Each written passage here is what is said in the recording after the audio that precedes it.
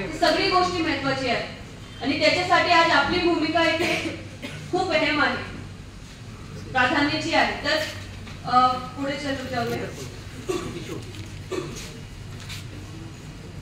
तर आपल्याला पहिली गोष्टी काय करायची आहे, 100% मुलांच्या वोटर आयडी कार्ड रजिस्ट्रेशन.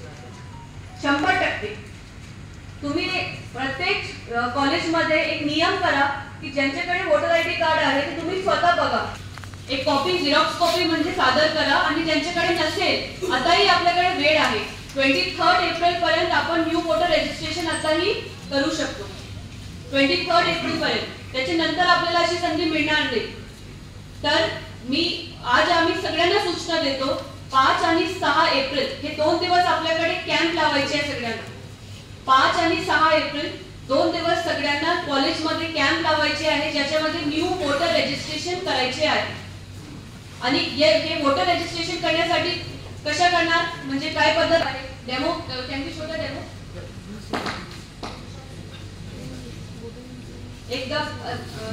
हे खूप महत्त्वाची गोष्ट आहे. आता तुम्ही बघा, फक्त 2च डॉक्युमेंट्स पाहिजे, एक फोटो आणि आधार कार्ड. जर 2 डॉक्युमेंट